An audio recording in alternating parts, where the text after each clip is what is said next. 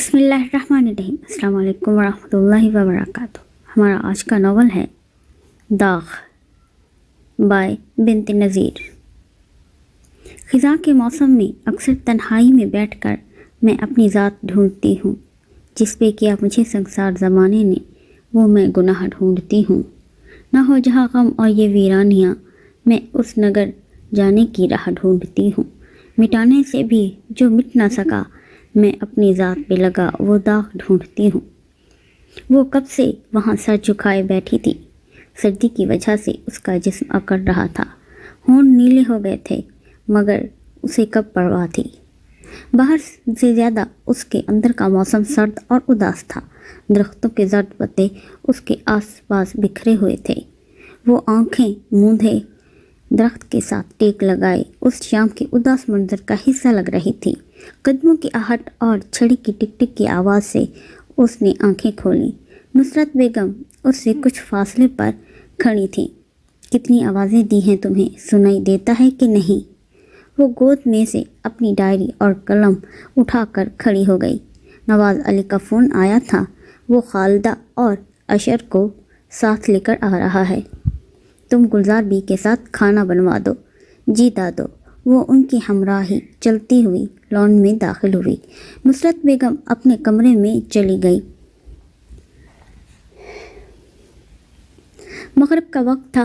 اس نے وضو کیا اور نماز پڑھ کے کچن میں آ گئی، جہاں گلزار بی پہلے ہی سے کام میں مصروف تھی۔ 2 گھنٹے لگا کر گلزار بی کے ساتھ کھانا تیار کیا۔ وہ لانچ سے گزر کر اپنے کمرے میں جانے لگی تھی جب نصرت بیگم نے اسے پکارا۔ جی، کھانا تیار ہے؟ اس نے اس بات میں سر ہلایا۔ جب تک خالدہ ادھر ہے تم اس کے سامنے کم جانا، بلکہ جانا ہی نہیں۔ تم جانتی ہو وہ تمہیں پسند نہیں کرتی۔ دادو نے ہر بار خالدہ کے آنے پر کہی جانے والی بات دہرائی۔ وہ سر ہی ہلا سکی۔ اب جاؤ۔ وہ ٹی وی کی طرف متوجہ ہو گئی تھی۔ وہ کمرے میں آ گئی۔ دل تھا کہ غم سے پھٹنے لگا تھا، مگر آنسو پلکوں پر رکے ہوئے تھے۔ اس نے وضو کیا اور عشاء کی نماز پڑھی، کچھ صورتیں پڑھی اور پڑھ کر خود پر دم کیا۔ وہ بستر پر لیٹ گئی۔ نیند آنکھوں سے کوسوں دور تھی۔ لانچ سے آوازیں آ رہی تھیں۔ نواز علی، آ گئے تم؟ بے اختیار اس کا دل چاہا کہ وہ باہر جائے، ملے ان سب سے، مگر بے بس تھی۔ کھانا کھایا گیا، باتیں ہوئیں اور سب اپنے اپنے کمروں میں چلے گئے، مگر وہ اسی طرح آنکھیں موندھے بیڈ گراؤنڈ کے ساتھ ٹیک لگائے بیٹھی تھی۔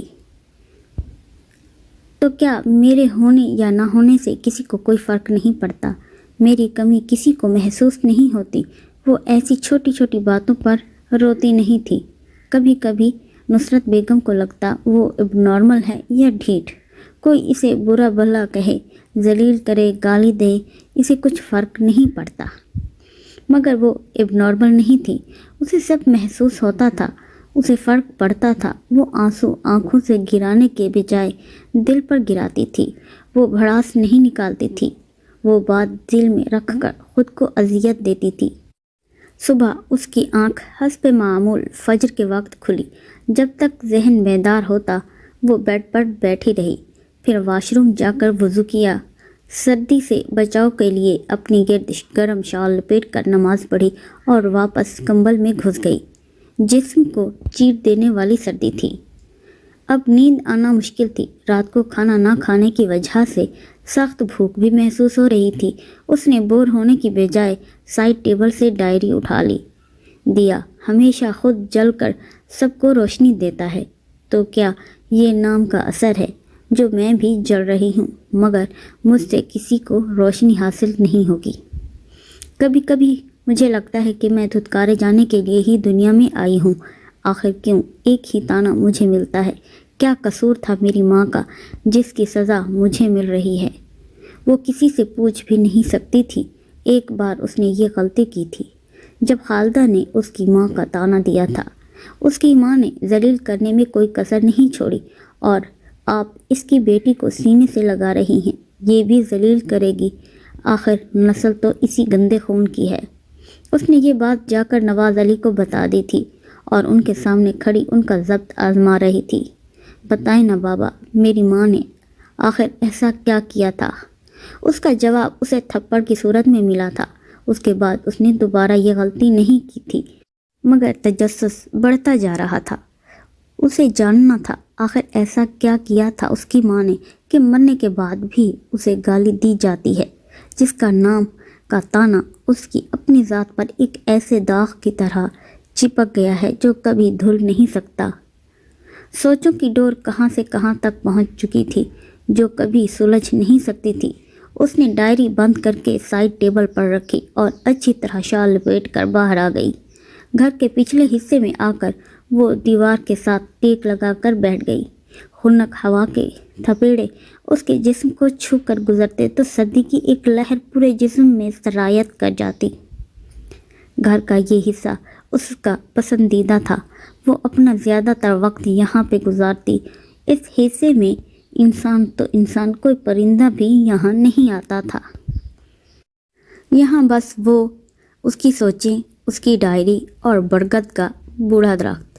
دیا بی بی، گلزار بی کی آواز پر اس نے سر اٹھایا۔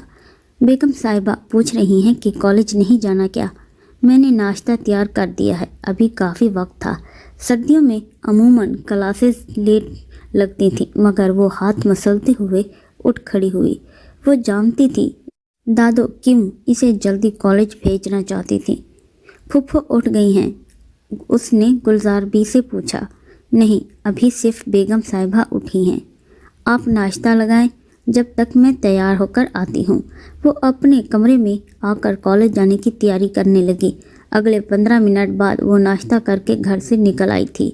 دل تو بہت چاہ رہا تھا بابا سے مل کر کالج جائے، مگر وہی مجبوری اور بے بسی رستے میں حائل تھی۔ بس کے آنے میں ابھی آدھا گھنٹہ باقی تھا۔ بس اسٹاپ پر اس کے علاوہ ابھی کوئی بھی نہیں آیا تھا۔ وہ اس کی تلخ سوچیں اور ٹھنڈی ہوا۔ آدھے گھنٹے بعد بس آئی اور وہ اس میں سوار ہو گئی۔ اس کی نظریں اس سیٹ پر پڑ گئیں جو ہفتے سے خالی تھی، مگر آج وہاں ایک اسمارٹ سا لڑکا بیٹھا تھا، آنکھوں پر نظر کا چشمہ پہنے ہوئے، ہلکے سانولے رنگ کا لڑکا جو کتاب پر جھکا ہوا تھا۔ بے اختیار اس کے لبوں کو مسکراہٹ چھو گئی۔ وہ مطمئن سی ہو کر بس کے شیشے سے باہر دیکھنے لگی۔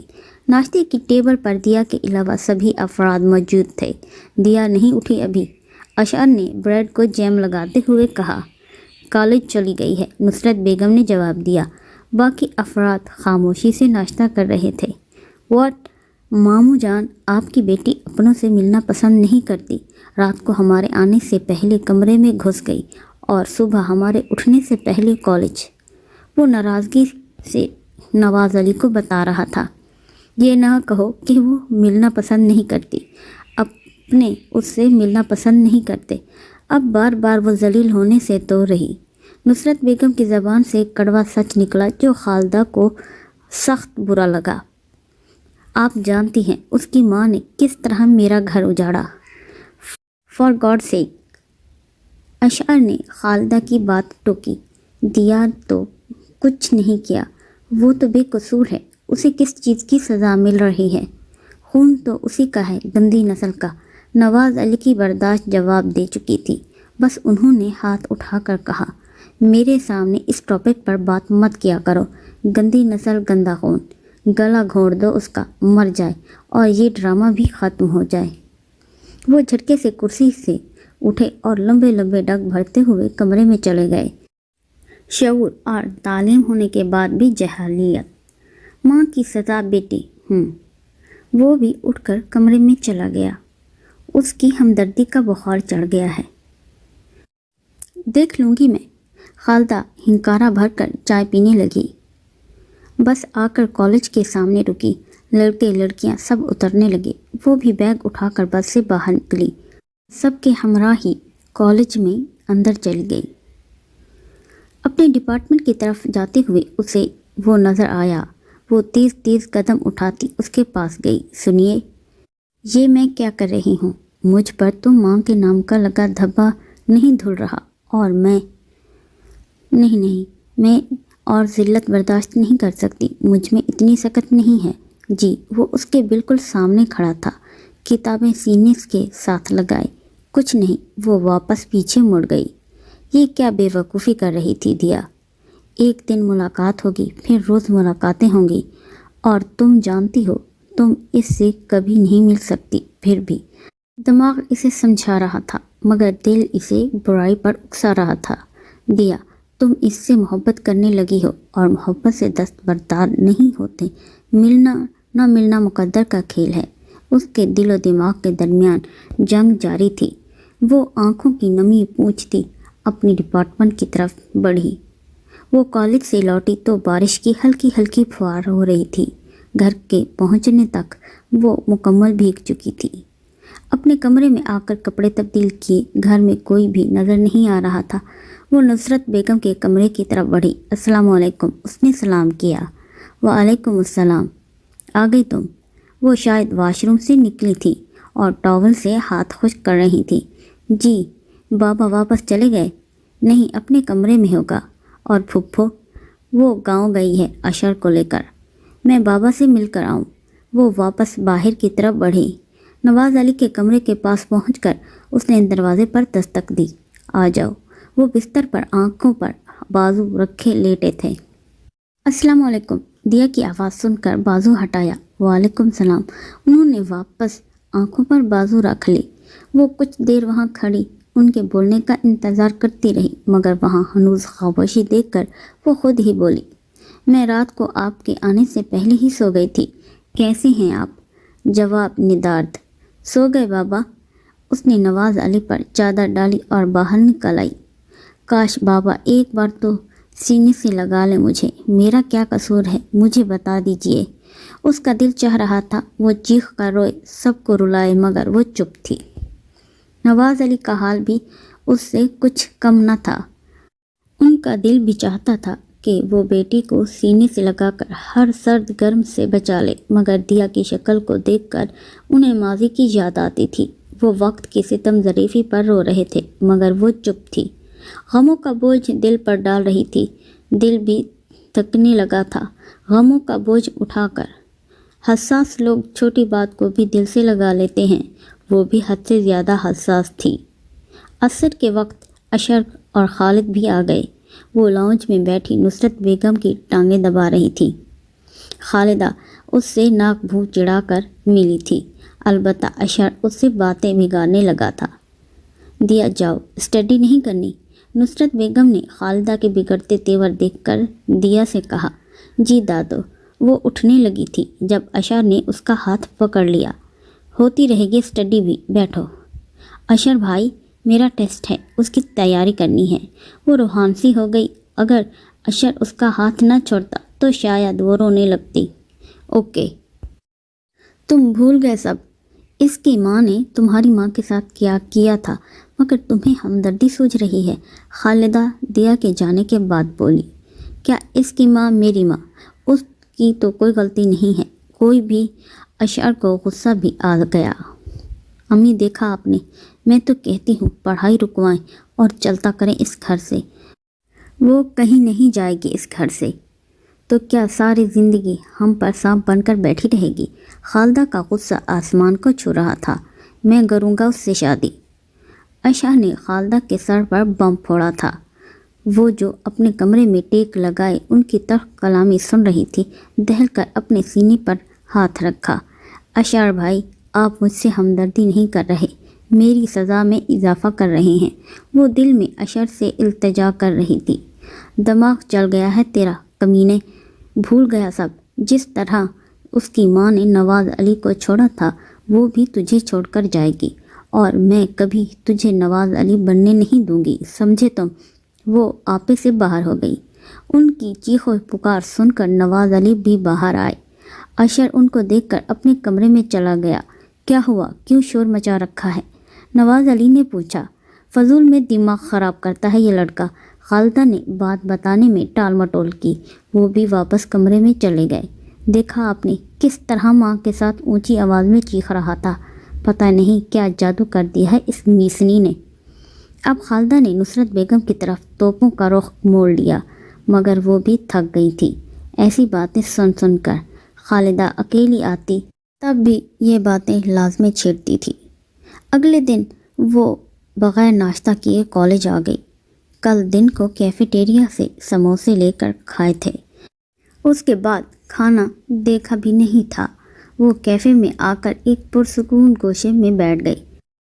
ना कुछ खाने को जी कर रहा था और जहन क्लासेस अटेंड करने के काबिल न था।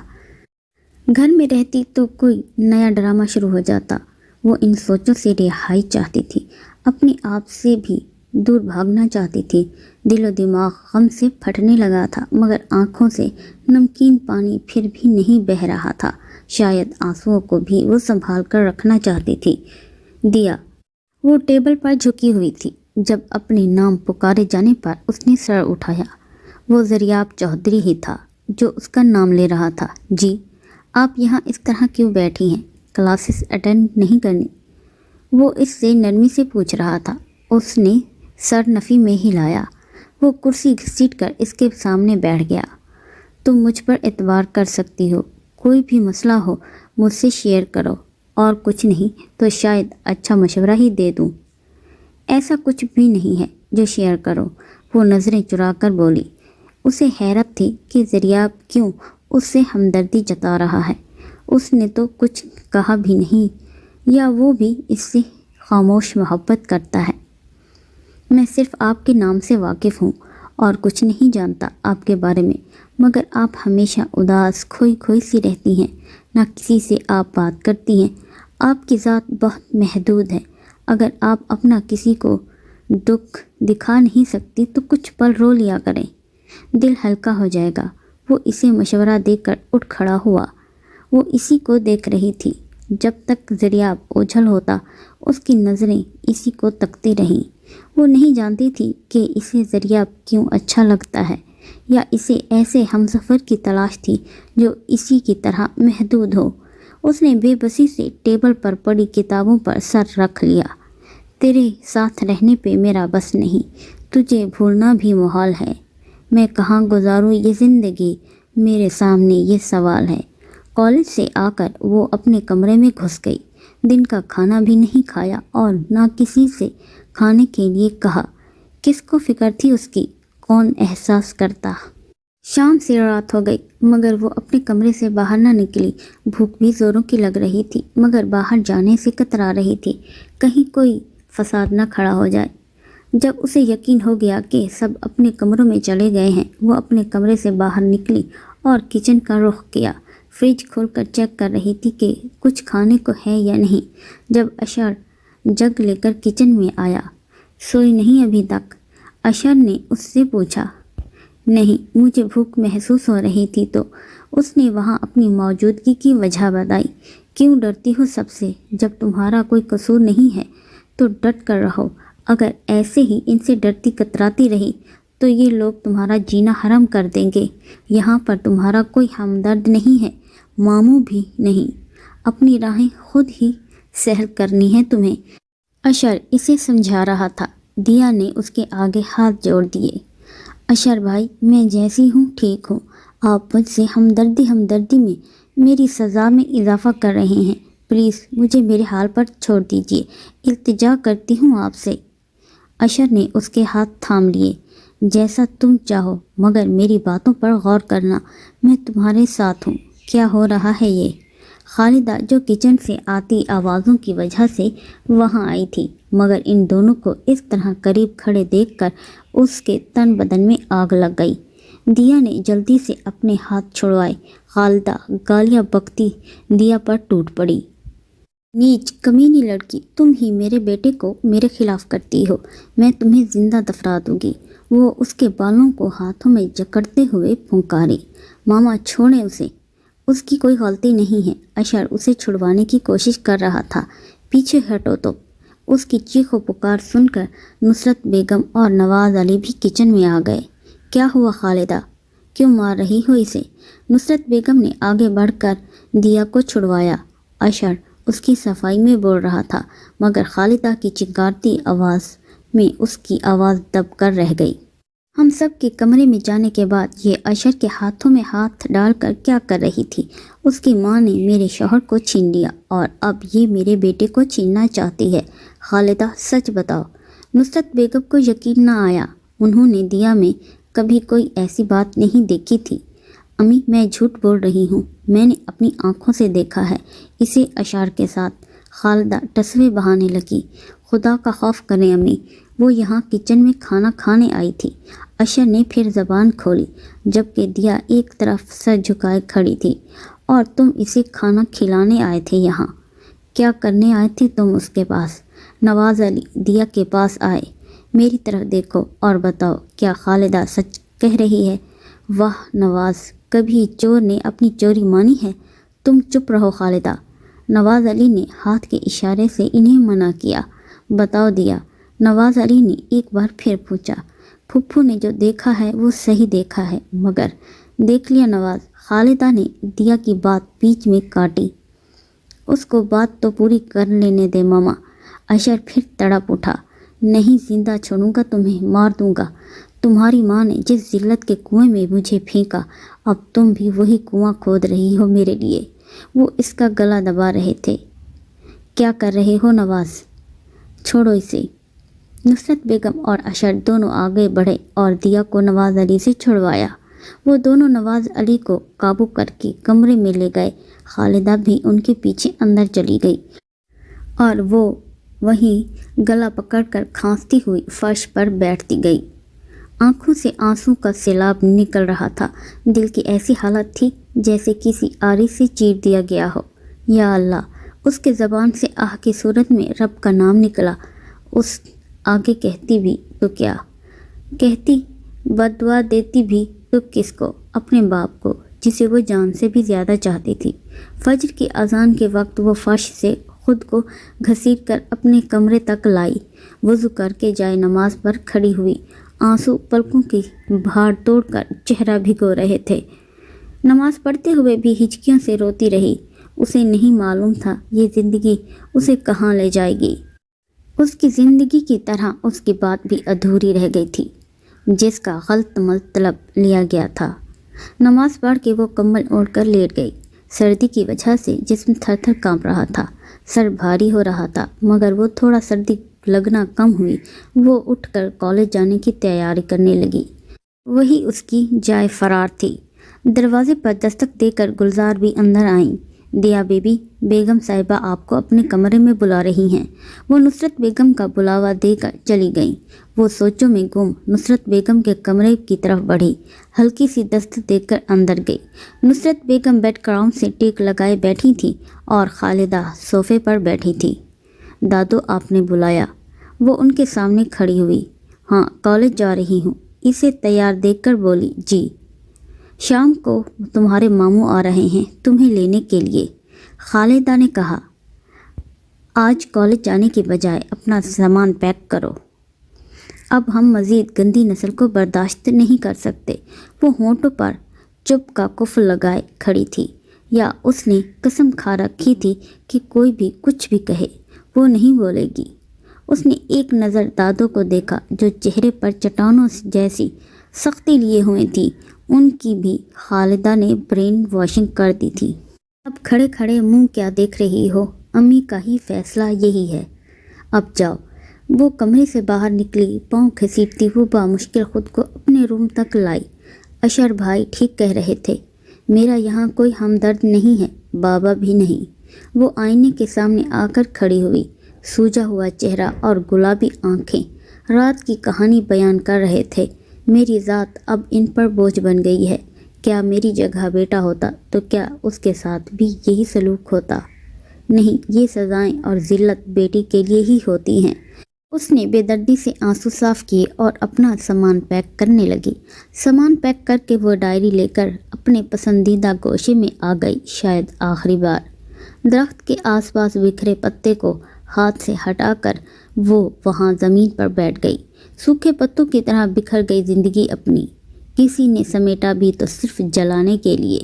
میری زندگی ان پتوں کی طرح ہی بے مول ہے، جس طرح درخت کے پتوں کو جھڑ دیتا ہے اور یہ ادھر ہی گل سڑ جاتے ہیں، نام و نشان مٹ جاتا ہے ان کا۔ بالکل اسی طرح مجھے بھی اپنوں نے چھوڑ دیا ہے اور میں بھی بکھرتی جا رہی ہوں، سلگتی جا رہی ہوں، اور ایک دن میرا نام نشان بھی مٹ جائے گا۔ بابا کا بھی کوئی قصور نہیں ہے، میری ماں نے ان کا اعتبار توڑا اور اب وہ کسی کو اعتبار کے قابل نہیں سمجھتے۔ میں تو بد نصیب اس عورت کی بدقسمت بیٹی ہوں۔ بہت سی باتیں تھیں جو اس کے اندر دبی تھیں، کچھ سمجھ نہ آئے۔ لکھوں تو کیا لکھوں، زندگی کے بیتے لمحے، اچھے برے گزر گئے پل۔ مگر اب غور کیا، ڈائری کے کورے کاغذوں پر ایک الگ ہی تحریر لکھی تھی۔ ڈائری بند کر کے اس نے گود میں رکھی اور سر درخت کے تنے سے ٹکا کر آنکھیں موندھ لیں۔ کچھ پل رو لیا کریں، دل ہلکا ہو جائے گا۔ دریاب کی کہی بات اسے یاد آئی۔ نہیں دریاب، جیسے دیا بجھ جائے تو اسے جلایا جاتا ہے، ایسے ہی میری زندگی ہے، میں روں گی تو مجھے اور رلایا جائے گا۔ وہ دل میں دریاب سے مخاطب تھی۔ تھوڑی دیر بعد درخت کے ساتھ سر ٹکائے گہری نیند سو رہی تھی، یا شاید اس لیے کہ پھر کبھی اسے یہاں آنے کا موقع نہ ملے۔ اس کی آنکھ کھلی تو آسمان پر گہری دھند اور بادل چھائے ہوئے تھے۔ وہ ڈائری اٹھا کر گھر کے رہائشی حصے کی طرف بڑھی۔ ابھی تک تم تیار نہیں ہوئی، ماموں آ رہے ہیں تمہارے۔ ابھی اس نے لانج میں قدم رکھا ہی تھا جب خالدہ نے کڑک آواز میں کہا، ہونے جا رہی ہوں۔ وہ ان کے پاس سے گزر کر اپنے کمرے میں آ گئی۔ منہ پر چھینٹے مار کر گرم سوٹ نکال کر پہنا، سر پر کپڑوں کا ہم رنگ دوپٹہ حجاب کی طرح رکھا اور گرم شال لپیٹ لی۔ آدھے گھنٹے بعد رضا احمد آئے تھے۔ گھر کے اندر آنے کے بجائے انہوں نے باہر ہی سے دیا کو بلا بھیجا۔ نصرت بیگم کے علاوہ اس سے کوئی نہیں ملتا تھا۔ خالدہ اور نواز علی کمرے سے باہر نہیں نکلے تھے اور رات کے بعد دیا کا عشر سے سامنا نہیں ہوا تھا۔ ایک نظر وہ گھر کو دیکھ کر گاڑی میں بیٹھ گئی۔ رضا احمد اس سے ستارہ احمد کی باتیں کرتے رہے، مگر وہ ہنوز خاموش رہی۔ جب تم پیدا ہوئی تو ستارہ بہت خوش تھی، اس نے خود تمہارا نام دیا رکھا تھا، مگر پھر وہ خاموش ہو گئے تھے۔ پھر کیا ہوا ماموں جان؟ دیا نے انہیں چپ دیکھ کر کہا۔ پھر سب بہہ گیا، اس کی خوشیاں، خواہشیں، سب۔ وہ اداس ہو گئے تھے۔ تو کیا میں ماں کے لیے غموں کا دیا بن کر دنیا میں آئی تھی؟ اس نے دل میں سوچا۔ تمہاری ماں کی شادی امی جان کی مرضی سے ہوئی تھی۔ شادی کے بعد نواز علی کے سنگ وہ بہت خوش تھی اور تمہاری پیدائش کے بعد وہ خوشی سے پھولے نہیں سماتی۔ مگر اس کے بعد جنید تمہارا پھپھا امریکہ سے آیا۔ کسی نہ کسی بہانے روزانہ وہ حویلی آتا۔ کب ستارہ کے ساتھ اس کی دوستی شروع ہوئی کچھ نہیں پتا، مگر ستارہ کی زندگی خراب ہو گئی۔ یہ بات آگ کی طرح پورے گاؤں میں پھیل گئی اور ستارہ نے اپنے ساتھ ساتھ ہمارے ماتھے پر بھی بدنامی کا ٹیکا لگا دیا تھا۔ وہ کچھ توقف کے لیے خاموش ہوئے۔ پہلی بار دیا کو کسی کی خاموشی کا ہونا برا لگا تھا۔ پھر کیا ہوا؟ روز کے لڑائی جھگڑوں سے تنگ آ کر نواز علی نے ستارہ کو طلاق دے دی اور جنید اسے اپنے ساتھ لے گیا، مگر بدقسمتی سے ان کا ایکسیڈنٹ ہو گیا اور ان دونوں کے جنازوں کے ساتھ ہم دونوں خاندانوں کی عزت کا بھی جنازہ نکل گیا۔ بہت طعنے برداشت کیے لوگوں کے، پھر بھی میرے دل میں اس کے لیے نفرت نہ پیدا ہو سکی۔ وہ آنسو پوچھ رہے تھے۔ تم نے ستارہ کی شکل صورت چرائی ہے۔ تمہیں دیکھ کر مجھے لگا جیسے ستارہ میرے سامنے آ گئی ہے۔ وہ تھوڑی دیر بعد بولے، غلطی تو پھپھا کی بھی تھی، پھر ماما کو کیوں ذلیل کیا جاتا ہے؟ بیٹا، عورت سفید چادر کی طرح ہوتی ہے، اس پر ذرا سا دھبا لگ جائے تو سب کی نظروں میں آ جاتا ہے۔ باقی کا رستہ خاموشی سے گزرا۔ ان کے گھر پہنچتے ہی تیز طوفانی بارش شروع ہو گئی۔ وہ گاڑی سے اتر کر جب تک برآمدے میں پہنچتے مکمل بھیگ چکے تھے۔ عالیہ، رضا احمد کی بیوی، اس سے مسکرا کر ملی، جس سے اس کی کچھ ڈھارس بندھی۔ عالیہ نے اس کا کمرہ دکھایا اور ان دونوں کے لیے چائے بنانے کی کچن کی طرف بڑھی۔ اس نے ایک نظر کمرے کو دیکھا۔ درمیانے سائز کا کمرہ تھا جس میں برائے نام ہی سامان تھا۔ اس نے پہلے ڈریس چینج کیا اور پھر تفصیل سے کمرے کا جائزہ لینے لگی۔ اسے کمرے کا ایک حصہ جہاں بڑی سی کھڑکی جو گھر کے پچھلے حصے کی طرف کھلتی تھی بہت پسند آیا۔ اس نے پردہ ہٹا کر کھڑکی کھولی۔ ہوا کی وجہ سے بارش کی بوندیں اس کے چہرے پر پڑیں۔ اس نے جلدی سے کھڑکی بند کی اور پردہ گرا دیا۔ دیا چائے پی لو، عالیہ نے اسے دروازے کے باہر سے ہی آواز دی۔ وہ شال اوڑھتی باہر آئی۔ لاؤنج میں رضا احمد کے ساتھ ایک نوجوان بھی بیٹھا تھا جو اسے ہی دیکھ رہا تھا۔ وہ کچھ جھجکی۔ آ جاؤ، چائے ٹھنڈی ہو رہی ہے۔ وہ رضا احمد کی دوسری طرف بیٹھ گئی۔ اسے نہیں پہچانا۔ رضا احمد نے نوجوان کی طرف دیکھ کر کہا۔ اس نے نفی میں سر ہلایا۔ میرا بیٹا اور تمہارا کزن حسنین ہے۔ حسنین رضا احمد۔ رضا احمد نے اس کا تعارف کروایا۔ حسنین نے مسکراتے ہوئے اس سے ہاتھ ہلایا۔ اور اس سے بڑی ایک بیٹی ہے، ماریہ رضا۔ وہ نظر نہیں آ رہی، کہاں ہے؟ اس نے پوچھا۔ وہ شادی شدہ ہے، ماشاءاللہ ایک بچی بھی ہے اس کی، رضا احمد کے لہجے میں پیار سموتے ہوئے کہا۔ اسے احساس کمتری نے آ گھیرا۔ بہت پیار محسوس کیا اس نے رضا احمد کے لہجے میں اپنی بیٹی کے لیے، مگر وہ ایک تھی کہ اپنے باپ پر بوجھ بن گئی تھی۔ نمکین پانی پھر آنکھوں میں جمع ہو رہا تھا۔ اس نے جلدی سے چائے ختم کی اور رضا احمد سے اجازت لے کر اپنے کمرے میں آ گئی۔ رضا ماموں اور عالیہ ممانی اسے اچھے اور اپنے سے لگے تھے۔ رضا احمد جب بھی اس کے ساتھ بیٹھتے، اس کی ماں کی چھوٹی چھوٹی باتیں اسے بتاتے۔ وہ ایک ہی تو تھے جو ستارہ احمد کا ذکر پیار اور نرمی سے کرتے تھے، ورنہ اس نے ہمیشہ اپنی ماں کا ذکر حقارت اور نفرت سے سنا تھا۔ وہ یہاں آنے سے پہلے عالیہ ممانی کے رویے کے بارے میں سوچ کر پریشان ہوتی رہی، مگر ان سے مل کر وہ مطمئن ہو گئی تھی۔ اگلے دن گاڑی کا انتظام نہ ہونے کی وجہ سے وہ کالج نہیں گئی اور رضا احمد نے بھی اسے ایک دن آرام کرنے کا کہا تھا۔ 2 دن چھٹی کرنے کے بعد تیسرے دن وہ کالج آئی تھی۔ وہ اپنے ڈپارٹمنٹ کی طرف جا رہی تھی جب اسے زریاب کی آواز آئی۔ رکیے پلیز۔ وہ اس سے کچھ فاصلے پر تھا اور تیزی سے اس کی طرف بڑھ رہا تھا۔ آپ 2 دن کیوں نہیں آئیں؟ اس نے پاس آ کر کہا۔ اور گاڑی بھی اور لگوا لی، کیوں؟ ایسے ہی۔ وہ اب اسے کیا بتاتی کہ اس کا ایک ٹھکانہ تھوڑی ہے۔ ہم کہیں بیٹھ کر بات کر سکتے ہیں، لوگ بار بار ہمیں دیکھ رہے ہیں، زریاب نے ادھر ادھر دیکھ کر کہا۔ اس نے اس بات میں سر ہلایا۔ وہ دونوں کیفیٹیریا کی طرف بڑھے۔ وہ دونوں کیفیٹیریا میں آمنے سامنے بیٹھے تھے۔ آپ کے 2 دن نہ آنے کی وجہ سے میں بہت پریشان رہا اور بہت کمی محسوس ہوئی آپ کی، زریاب نے بات کا آغاز کیا۔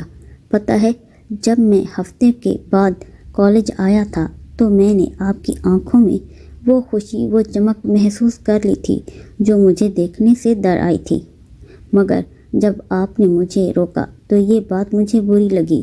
مجھے بولڈ لڑکیاں ناپسند ہیں، مگر پھر آپ کا اداس ہو کر واپس مڑ جانا مجھے آپ کی طرف متوجہ کر گیا۔ وہ ٹکٹکی باندھے اسے سن رہی تھی۔ میں یہ نہیں کہوں گا کہ ان 3-4 دنوں میں آپ سے شدید محبت میں مبتلا ہو گیا ہوں، مگر جو احساسات میرے دل میں آپ کے لیے ہیں وہ کبھی کسی کے لیے پیدا نہیں ہوئے۔ میں نے ان دنوں حد سے زیادہ آپ کو سوچا ہے۔ کیا آپ کے بھی میرے لیے یہی احساسات ہیں؟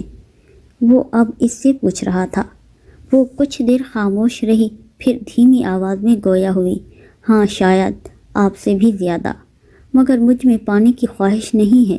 ایک ہی خواہش تھی میری، آپ کے دل میں اپنے لیے محبت پیدا کر سکوں۔ جس طرح میں آپ کو یاد کرتی ہوں، آپ کی کمی محسوس کرتی ہوں، اسی طرح آپ بھی میرے لیے کریں۔ ہاں، مگر اپنی زندگی کو مکمل ہونے کی دعا ضرور مانگوں گی جو آپ سے ملنے سے ممکن ہو۔ وہ یہ سب کہہ کر وہاں سے اٹھ کھڑی ہوئی۔ زریاب کو وہ بہت عجیب لگی تھی۔ کبھی چھوٹی سی بات کہتے جھجکتی اور کبھی بڑی سے بڑی بات بھی کہہ دیتی تھی۔ وہ اس کی باتیں سوچ کر مسکرایا اور کیفے سے نکل کر اپنے ڈپارٹمنٹ کی طرف بڑھا۔ وقت گزرتا گیا۔ وہ اب پہلے کی طرح اداس نہیں رہتی تھی۔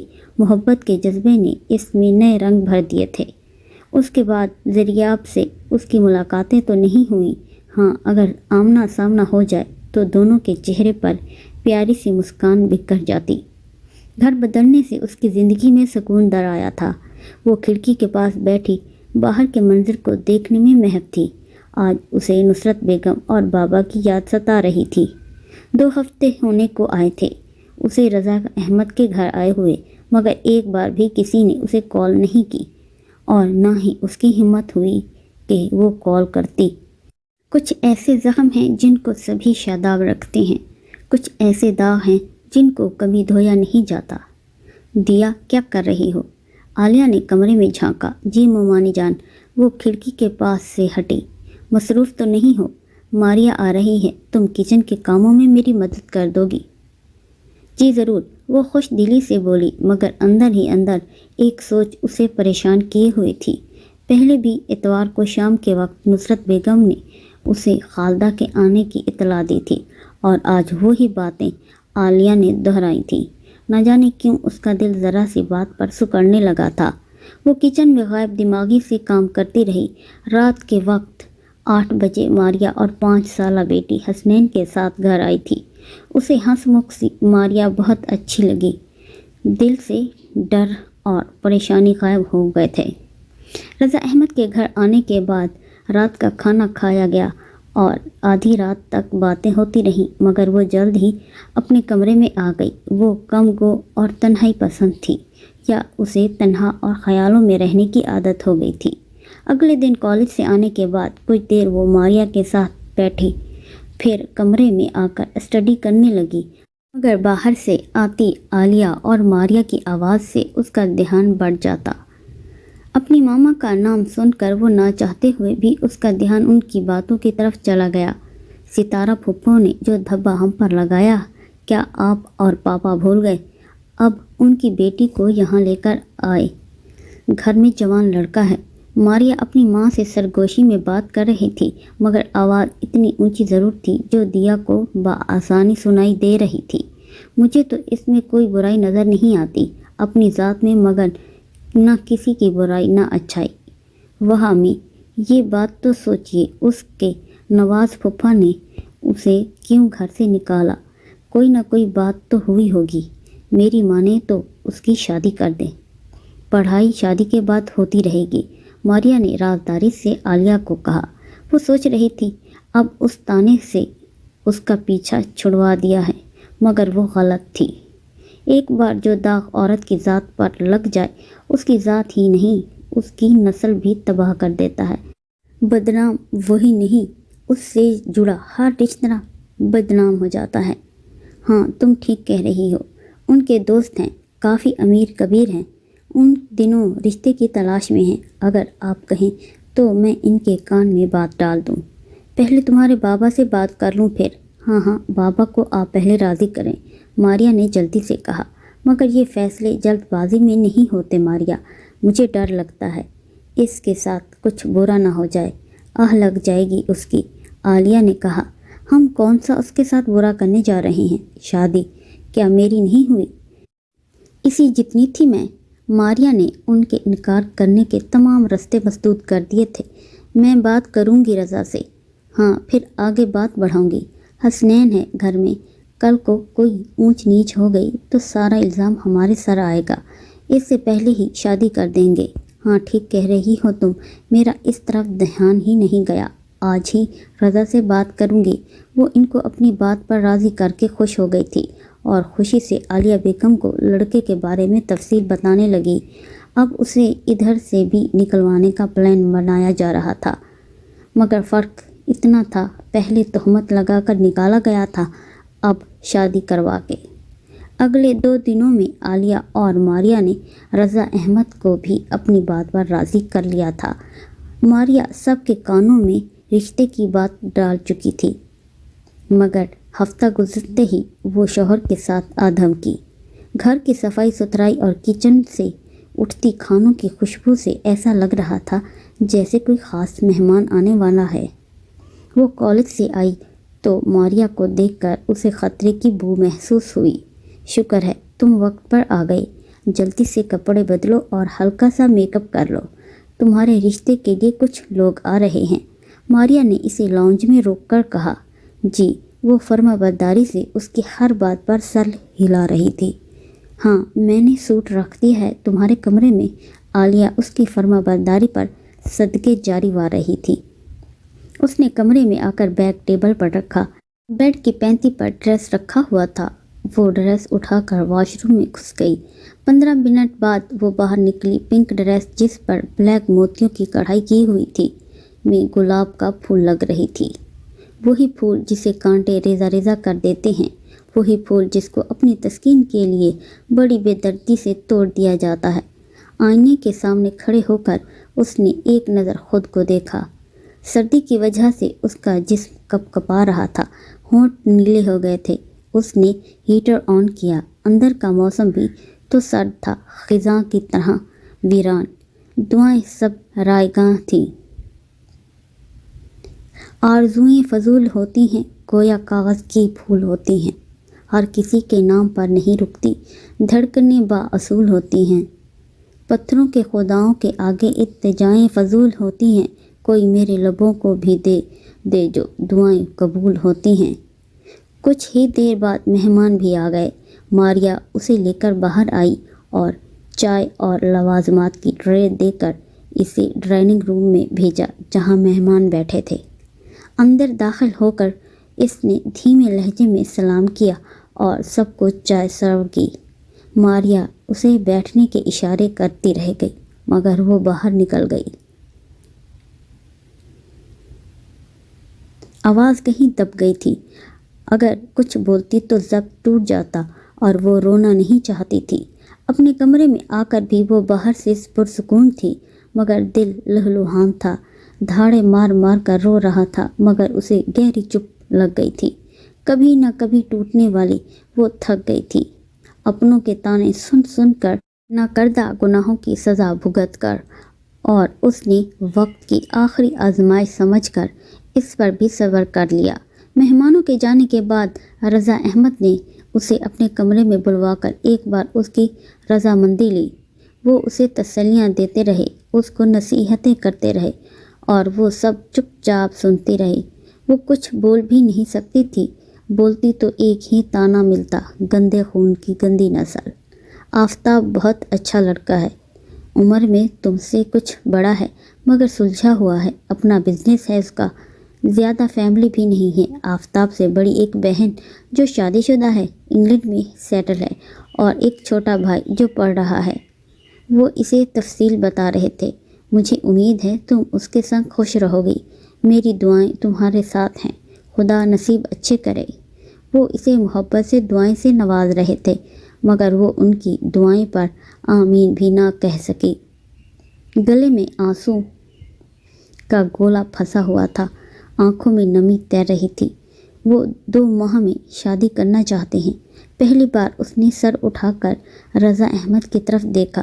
دراصل اس کی بہن انگلینڈ جانے سے پہلے اس کی شادی کرنا چاہتی ہے۔ میں چاہتا ہوں تمہارے فرض سے سبکدوش ہو جاؤں مگر تمہاری رضامندی بھی تو ضروری ہے۔ ماموں جان جیسا آپ چاہیں، آپ جانتے ہیں میں آپ کی کسی بات سے بھی انکار نہیں کرتی۔ اس نے بھرائی ہوئی آواز میں کہا، جیتی رہو۔ وہ اس کے سر پر ہاتھ پھیرتے ہوئے بولے۔ وہ وہاں سے اٹھی، قدم من بھر کے ہو رہے تھے، دھندلائی آنکھوں سے کچھ نظر نہیں آ رہا تھا۔ وہ بامشکل خود کو اپنے کمرے تک لائی اور کمر رکھ کر لیٹ گئی۔ سر میں قابل برداشت درد ہو رہا تھا مگر دل میں اس سے زیادہ۔ کچھ پل رو لیا کرے، میں نے ان دنوں حد سے زیادہ آپ کو سوچا ہے۔ جو احساسات میرے دل میں آپ کے لیے ہیں وہ کسی کے لیے نہیں۔ بار بار زریاب کی باتیں ذہن میں آ رہی تھیں، اس کا مسکراتا چہرہ، پھر ذہن ہر سوچ سے مفلوج ہو گیا اور آنکھوں کے سامنے آہستہ آہستہ اندھیرا چھا گیا۔ اگلے چند روز تک وہ تیز بخار میں مبتلا رہی جس کی وجہ سے کافی کمزور ہو گئی تھی، رنگت پیلی پڑ گئی تھی، آنکھیں اندر کو دھنس گئی تھیں۔ رضا احمد اور عالیہ اس کے لیے بہت فکر مند ہو گئے تھے۔ بخار کچھ کم ہوا تو دونوں نے سکھ کا سانس لیا۔ عالیہ نے اس کا حد سے زیادہ خیال رکھا مگر وہ جسمانی طور پر کم، ذہنی طور پر بھی زیادہ بیمار تھی۔ 2 ہفتے گزرنے کے بعد وہ کالج آئی۔ سب کچھ ویسا ہی تھا، بدلا تو وہ خود گئی تھی۔ کالج میں صرف دریاب اس کا منتظر تھا، باقیوں سے اس کی دعا سلام نہ ہونے کے برابر تھی۔ کہاں تھیں آپ؟ اس نے بےتابی سے پوچھا۔ میں نے ہر دن شدت سے انتظار کیا آپ کا، بیمار لگ رہی ہیں۔ وہ اس کے لاغر وجود کو دیکھ کر بولا۔ جی بخار ہو گیا تھا، سردی کی وجہ سے، اس نے دھیمے لہجے میں بتایا۔ اب کیسی ہے طبیعت؟ ٹھیک ہوں، میں بہت پریشان ہو گیا تھا، طرح طرح کے دل میں وسوسے آ رہے تھے۔ مجھے آپ سے بات ضروری کرنی ہے۔ یہاں میں نہیں کر سکتی، آپ کہیں باہر مل سکتے ہیں مجھے؟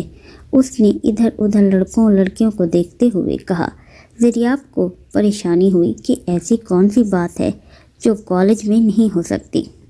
اگلے دن گھر سے وہ کالج کا کہہ کر نکلتی تھی، مگر دریاب کے ساتھ وہ اس کے گھر آ گئی۔ وہ اسے بیڈ روم میں لے کر آیا۔ دریاب اس پر اس کو پورا بھروسہ تھا، پھر بھی اس نے اپنی حفاظت کے لیے آیت الکرسی پڑھ لی۔ دریاب کو عجیب بے چینی نے گھیر رکھا تھا۔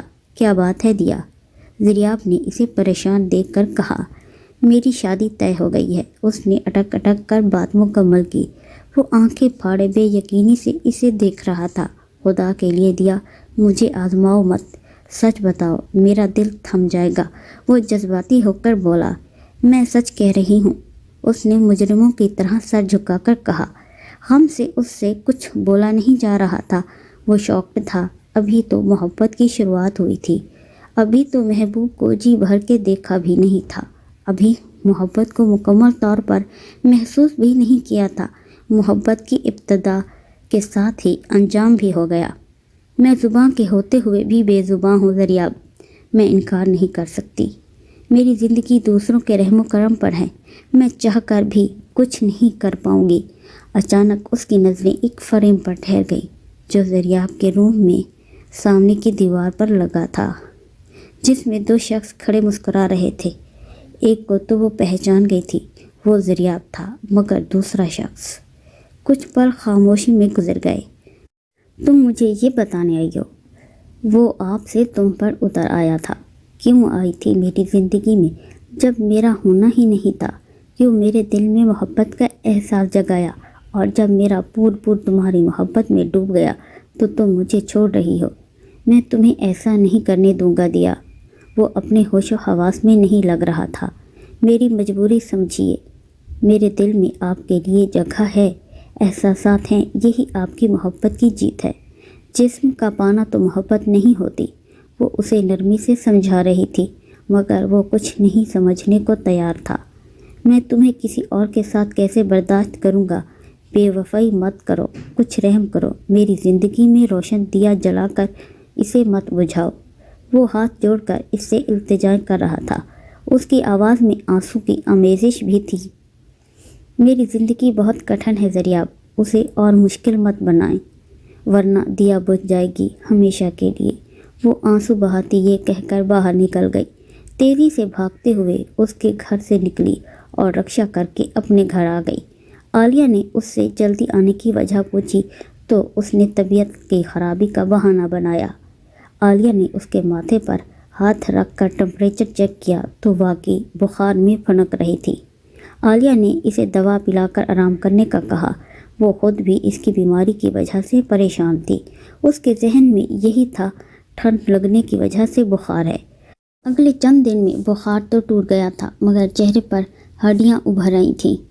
ایک ماہ بعد اس کی شادی تھی، مگر وہ بستر سے ہی لگ کے رہ گئی تھی۔ کمزوری اس قدر تھی کہ وہ 2 قدم چلتی تو چکر آنے لگتے تھے۔ نصرت بیگم اور نواز علی کی بھی شدت سے یاد آ رہی تھی۔ اس کا دل ان سے ملنے کو تڑپ رہا تھا۔ سب محبتوں نے مل کر اس کو غم کے گہرے کنویں میں دھکیل دیا تھا۔ 1 ماہ پلک جھپکتے گزر گیا۔ مہندی کی رات اس نے روایتی دلہنوں کی طرح سبز اور پیلے رنگ کا سوٹ پہنا۔ وہ گھونگھٹ ڈالے بت بنی بیٹھی تھی۔ اس کے پاس قالین پر بیٹھی لڑکیاں ڈھولکی کے ساتھ گیت گا رہی تھیں، جس میں ماریا برابر سب کا ساتھ دے رہی تھی۔ کالا شاہ کالا میرا کالا اے دلدار تے گوریاں نو پرا کرو۔ ماریا آفتاب کی سانولی رنگت کی وجہ سے یہ گیت گا کر اسے چھیڑ رہی تھی، مگر اسے کچھ اچھا برا نہیں لگ رہا تھا۔ دولہے کی طرف مہندی لائی گئی، سب لڑکیاں باہر کی طرف بھاگیں۔ وہ اکیلی اسٹیج پر بیٹھی تھی، مگر اندر آتے شخص کو घूंघट की ओर से देखकर वो घबरा गई थी। उसका दिल जोर जोर से धड़क रहा था।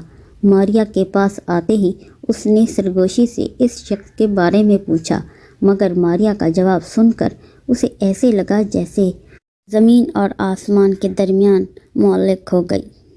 आफताब अफंदी का छोटा भाई ज़रियाब अफंदी है। वो नहीं जानती किस तरह उसने खुद को संभाला। वो उसके पास आया था, मगर घूंघट की वजह से वो इसे देख न सका। गम की वजह से उसकी गग्घी बंद हो गई। आधी रात को अपने कमरे में आकर वो फूट फूट कर रो दी। ये किस्मत के कैसा खेल खेल रही थी उसके साथ, ये कैसा मजाक था। उसने सेल पर नवाज़ अली का नंबर डायल किया, मगर नंबर ऑफ जा रहा था। वो बेबसी की तस्वीर बनी हुई थी।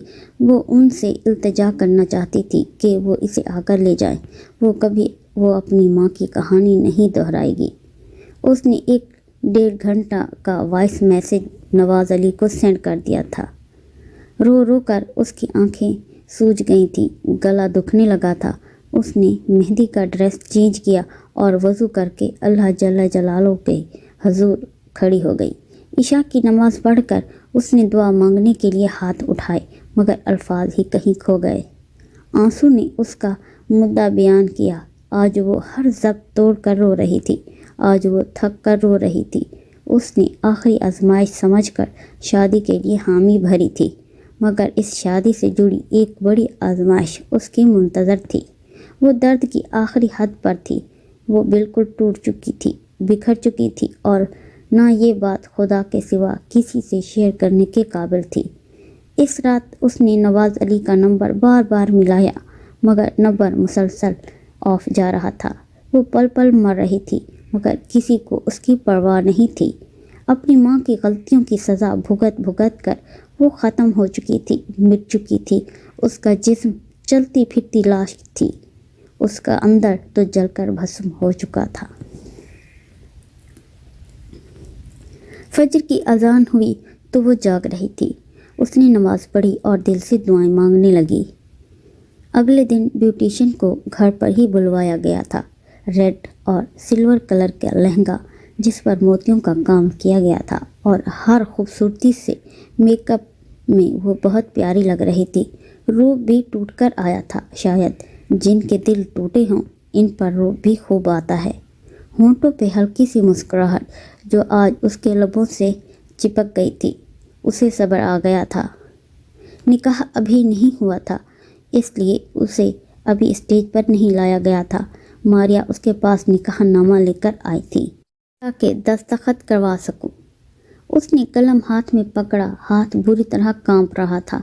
न जाने क्यों बाबा का चेहरा आंखों के सामने लहराया। निकाहनामे पर वो दस्तखत करने लगी थी। यकदम उससे सीने में जलन सी होने लगी। उसने अभी अपने नाम का पहला हर्फ ही लिखा था कि उसे खून की कै हुई। मारिया डर के मारे बाहर भागी। ऑन ही ऑन में कमरा भर गया। रज़ा अहमद की गोद में उसका सर था। उसने हाथ जोड़े थे और मेरी माँ उफ लब हिल रहे थे, मगर आवाज़ नहीं आ रही थी। मारिया बार बार उसका मुंह साफ कर रही थी। दिया रज़ा अहमद ने उसे झंझोड़ा। उसे हॉस्पिटल लेकर जाना पड़ेगा, गाड़ी निकालो। इसे एक हिचकी लगी थी, मौत की हिचकी। वो इस जहान से किनारा कर चुकी थी। बहुत दुख दिए थे इसे इस दुनिया वालों ने। इन्ना लिल्लाहि व इन्ना इलैहि राजिऊन। रज़ा अहमद ने दुआ पढ़ते हुए आहिस्ता से हाथ फेरकर उसकी आंखें बंद की। आलिया चीखें मार मार कर रोने लगी। मारिया भी रो रही थी। शादी का फंक्शन मौत की वीरानी में बदल गया था। अब कहकों की बजाय रोने की आवाज़ें थीं, बैन थे। 2 कदम न साथ चलने वाले आज काफिले बनाकर चले जा रहे थे। आज पता चला मौत इतनी हसीन है, हम तो यूं ही जीते जा रहे थे। दिया की मौत की खबर नवाज़ अली और नुसरत बेगम तक भी पहुंचाई गई थी। वो अब इतने पत्थर दिल भी नहीं थे कि बेटी की मौत का सुनकर न आते। खालिदा भी अशर के साथ तस्वीर बहाती आ गई। وہ بار بار کفن ہٹا کر اس کا چہرہ دیکھتی جو نورانی تھا، جہاں آج صرف سکون ہی سکون تھا، کسی کا ڈر خوف نہیں تھا۔ ہائے میری دیا، میری بچی، وہ بین کرنے لگی۔ مگر اب کیا فائدہ، جسے ساری زندگی گلے نہیں لگایا، جو ترستی رہی محبت کے لیے، مگر آج محبت مل بھی رہی تھی جب اسے ضرورت نہیں تھی اس کی، جب اس کا دنیا سے رابطہ کٹ چکا تھا۔ زریاب دیا کا نام سن کر پریشان تھا، مگر اتنی ہمت نہیں تھی کفن ہٹا کر دیکھے۔ وہ لڑکھڑاتے قدموں سے آگے بڑھا۔ میت کی چارپائی کے پاس بیٹھتے ہوئے اس نے کفن ہٹا کر چہرہ دیکھنا چاہا، مگر ہاتھ کانپ رہے تھے، دل سکڑنے لگا تھا۔ ماریا نے کفن ہٹا کر چہرہ دکھایا اسے، اس کے بھائی کی ہونے والی بیوی کا، مگر وہ دیکھ کر ساکت رہ گیا۔ دیا، دیا، آنکھیں کھولو، میری زندگی دیکھو، زریاب آیا ہے، کچھ بولو، کچھ کہو۔ وہ ہوش و حواس میں نہیں تھا۔ آفتاب اور حسنین اسے سنبھالنے کی کوشش کر رہے تھے، مگر وہ زور زور سے چیخ رہا تھا، بار بار دیا کی طرف لپک رہا تھا۔ چھوڑو مجھے، دیا سے باتیں کرنے دو، میری دیا ہے یہ مری نہیں ہے، یہ مذاق کر رہی ہے۔ سبھی حیران تھے، آخر زریاب کا دیا سے کیا تعلق؟ وہ جو محبت کو دل میں سوچتے ہوئے ڈرتی تھی، آج وہ راز فاش ہونے لگا تھا، مگر پھٹ بھی اسے چہرے پر کوئی پریشانی نہیں تھی۔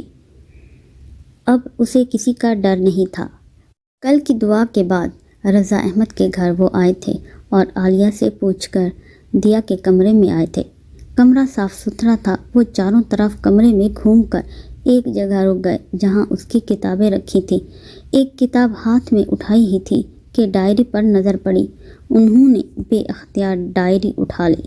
وہ ڈائری لے کر باہر آئے اور رضا احمد سے اجازت لے کر گھر آ گئے۔ پہلے اپنا نمبر آن کیا جو انہوں نے کتنے دنوں سے آف کر رکھا تھا۔ موبائل پر باقی کالز کے علاوہ دیا کے نمبر سے 8 کالز آئی ہوئی تھیں۔ وہ حیران ہوئے کہ کیا دیا نے مجھ سے رابطہ کیا تھا؟ انہوں نے اپنے سیل آف کرنے پر پچھتاوا ہوا۔ وائس میسج اوپن کیا۔ دیا کی ہچکیوں سے روتے ہوئے آواز بھری، بابا کال اٹھائیں، آج آخری بار اپنی بیٹی کی فریاد سن لیں۔ یہی سوچیں کہ وہ ستارہ کی بیٹی نہیں بلکہ آپ کی بیٹی ہے۔ مجھے لے جائیں یہاں سے، میری شادی روک دیں بابا۔ آپ کی دیا بجھنے لگی ہے، بکھر رہی ہے، وہ اندر ہی اندر جل کر بھسم ہو رہی ہے۔ وہ خود ہچکیوں سے رو رہے تھے۔ میرا کوئی گناہ نہیں ہے۔ میں اس دن اشر بھائی سے التجا کر رہی تھی کہ میرے معاملات سے دور رہیں، جس کا پھپھو نے غلط مطلب لیا ہے۔ آپ کی بیٹی بے قصور ہے۔ یہ شادی ہو گئی تو ایک اور ستارہ کی کہانی دہرائی جائے گی، ایک اور دیا جلنے کے لیے پیدا ہو گئی۔ اب وہ رو نہیں رہی تھی، اس کا لہجہ چٹان جیسا سخت ہو گیا تھا۔ مگر آپ کیوں لینے آئیں گے مجھے؟ آپ نے کبھی مجھے بیٹی نہیں مانا۔ میں تو گندے خون کی گندی نسل ہوں۔ بے وفائی کرنے والے کا خون گندی نسل کا ہے، مگر جھوٹی تہمت لگا کر کسی کی ذات کو بکھیر دینے والوں کا خون کس نسل کا ہے؟ ایک بات تو سوچتے، میں آپ کا بھی تو خون ہوں۔ ہمیشہ مجھے دھتکارا، میں ترستی رہی آپ کے سینے لگنے کے لیے، آپ سے باتیں کرنے کے لیے۔ آج کی رات ہے، آپ کے پاس مجھے لے جائیں، ورنہ اس کے بعد دیا پتھر کی ہو جائے گی، وہ کسی کی نہیں سنے گی۔ دیا خود کو بے گناہ ثابت کرتے کرتے تھک گئی ہے۔ دیا فرشتہ بھی بن جائے تو یہی طعنہ ملے گا اسے، گندے خون کی گندی نسل۔ ایک اور بات، اگر دیا بجھ گئی نا تو پھر کبھی اس خاندان میں بیٹی جنم نہیں لے گی۔ یہ ایک بیٹی کی بد دعا ہے۔ آخری الفاظ کہتے ہوئے اس گھگھی بند ہو گئی۔ تھوڑی دیر بعد اس کی ہچکیوں کی آواز آتی رہی اور پھر گہری خاموشی۔ یہ اس کے آخری الفاظ تھے۔ باہر دروازے کی اوٹ میں کھڑی نصرت بیگم زاروں قطار رو رہی تھی اور نواز علی پچھتاوے کی آگ میں جل رہے تھے۔ وہ ساری زندگی ایک معصوم کو اس کی ماں کی سزا دیتے رہے۔ ایک بار تو انہوں نے سوچا بھی نہیں کہ اس پر کیا بیتی ہوگی، مگر وہ اپنا قصور نہ ہوتے ہوئے بھی سب خاموشی سے بھگت گئی تھی۔ اب سزائیں انہوں نے سہنی تھی، پچھتاوے ان کے لیے تھے۔ اپنی جگہ سب شرمندہ تھے، اس کی زندگی کا گلا سب نے مل کر گھونٹا تھا، سب برابر کے شریک تھے۔ وہ بوڑھے برگد کے درخت سے ٹیک لگائے بیٹھے ڈائری پڑھنے میں مصروف تھے، بار بار آنکھوں میں آنسو امڑ رہے تھے، مگر وہ انہیں چھلکنے نہیں دیتے تھے، کیونکہ اگر وہ رو پڑتے تو سبھی کو رلاتے۔ ڈائری پڑھ کر وہ اٹھے اور اپنے کمرے میں آ گئے، اسے ایسے سنبھال کر رکھا جیسے بہت قیمتی چیز ہو۔ ہاں، ان کے لیے قیمتی ہی تو تھی۔ اس ڈائری سے ان کی بیٹی کی یادیں جڑی تھیں۔ وہ دن میں کئی بار اس کا وائس میسج سن کر خود کو اذیت دیتے تھے، اس کی قبر پر جا کر ہاتھ جوڑ کر روتے۔ وہ بیڈ پر بیٹھے زریاب کے بارے میں سوچ رہے تھے، جس کا ذکر دیا کی ڈائری میں تھا۔ اس سے ملنے کا سوچ رہے تھے جب خالدہ ہلکی سی دستک دے کر اندر داخل ہوئی۔ وہ بیڈ پر سر جھکائے بیٹھے رہے، وہ جانتے تھے کون ہے۔ نواز۔ خالدہ ان کے پاس آ کر کندھے پر ہاتھ رکھا۔ ناراض ہو مجھ سے؟ وہ پھر بولی، مگر وہ خاموش رہے۔ میں جانتی ہوں نواز، اس کے ساتھ ناانصافی ہوئی ہے، ہم نے اس کے ساتھ بہت برا سلوک۔ پلیز خاموش ہو جاؤ، اب کیا فائدہ ان سب باتوں کا؟ میں شرمندہ ہوں، مجھ سے غلطی ہو گئی، میں معافی مانگتی ہوں۔ وہ روتے ہوئے گویا ہوئیں۔ اب شرمندہ کے ہونے سے اسے کیا ملے گا؟ جب تک وہ زندہ رہی آپ مجھے اور امی کو اس کے خلاف بھڑکاتی رہیں، اس پر تہمت لگا کر اسے دربدر کر دیا۔ اب شرمندہ ہونے کا کوئی فائدہ نہیں ہے، اب اسے کوئی فرق نہیں پڑے گا۔ میں اس کو یاد کرتا ہوں یا اس سے محبت کرتا ہوں، اس کے لیے ترستا ہوں، اب اس کا رابطہ ختم ہے ہم سے، اب کوئی لینا دینا نہیں ہے اس کا ہمارے رویے سے۔ ختم ہوتی رہی، بکھرتی رہی، روتی رہی، مگر ہم پتھر بنے رہے۔ اب ہم اس کی یاد میں روئیں گے، بکھریں گے، مگر اسے کوئی فرق نہیں پڑے گا۔ وہ پھٹ ہی پڑے تھے، مگر مجھے افسوس اس بات کا ہے کہ ایک بار، صرف ایک بار اپنی بیٹی کو سینے سے لگا لیتا۔ وہ رونے لگے تھے۔ ایک مرد کا ضبط ٹوٹ گیا تھا۔ جو شخص چٹان سے بھی زیادہ سخت تھا، آج وہ بھی ٹوٹ کر رو رہا تھا۔ وہ ایسی غلطی کر چکا تھا جس کا ازالہ ممکن نہ تھا۔ خالدہ کو ان کی باتوں نے چپ کروا دیا۔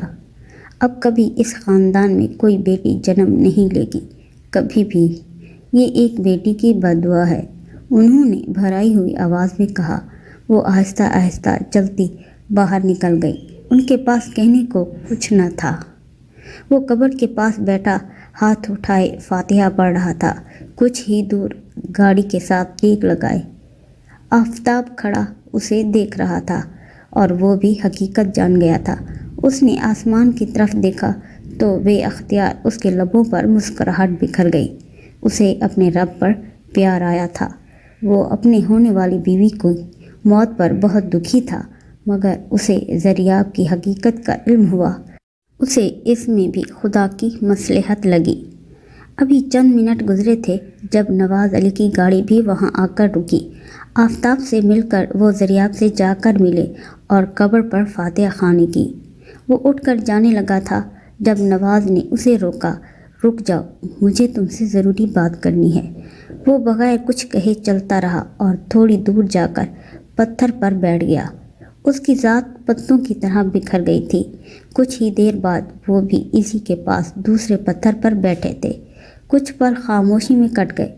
بولنے کے لیے نہ انہیں الفاظ مل رہے تھے اور نہ ہی اسے۔ دیا تم سے بہت پیار کرتی تھی نا؟ ان کے سوال پر اس نے سر اٹھایا۔ اس کی آنکھیں لبالب پانی سے بھر گئیں۔ جی، اور تم؟ میں بھی۔ وہ نہیں جانتا تھا اس سے ایسے سوال کیوں کیے جا رہے ہیں۔ اب ان سوالوں کا کوئی مطلب نہیں تھا۔ وہ ہم سے بھی بہت محبت کرتی تھی، مگر ہم نے ناقدری کی اس کی۔ وہ ہم سے محبت کے لیے ترستی رہی، مگر ہم پتھر بنے رہے۔ اور اب دیکھو، وہ ہمیشہ کے لیے ہم سے دور چلی گئی۔ نہیں، وہ آنکھوں سے اوجھل ہے، مگر دل کے بہت قریب ہے۔ وہ جتنی دور چلی جائے، ایسا محسوس ہوتا ہے جیسے کہیں آس پاس ہے۔ وہ نظر نہیں آتی، مگر دور نہیں، بہت قریب ہے۔ وہ ہمیشہ پاس رہے گی، کبھی دور نہیں جائے گی۔ میں اسے دور نہیں جانے دوں گا۔ وہ بے ربط الفاظ کہتا وہاں سے اٹھ کر گاڑی کی طرف بڑھا۔ وہ چاہ کر بھی اسے روک نہ سکے۔ جو اذیت ان کے دل میں تھی اس کے چہرے سے عیاں ہو رہی تھی۔ آفتاب نے اس کے لیے فرنٹ ڈور کھولا اور خود ڈرائیونگ سیٹ سنبھال لی۔ اس نے کبھی سوچا بھی نہیں تھا وہ دیا کو ہمیشہ کے لیے کھو دے گا۔ گاڑی کی سیٹ سے ٹیک لگا کر اس نے آنکھیں موند لیں۔ آفتاب نے اس کی طرف مڑ کر دیکھا جس کی پلکوں پر آنسو کے ننھے سے موتی چمک رہے تھے۔ اس کے اندر بھی اداسی پھیل گئی۔ نواز علی گہری سانس خارج کرتے پتھر سے اٹھے اور گاڑی کی طرف بڑھے۔ اب پچھتاوے ہی ان کے مقدر میں تھے۔ اب سزائیں بھگتنے کی باری ان سب کی تھی جو خود کو خدا سمجھ کر دوسروں کو سزائیں دیتے رہے۔ اتنا بھی نہیں سوچا کہ سزا اور جزا دینے کا حق صرف اللہ جل جلالہ کا ہے۔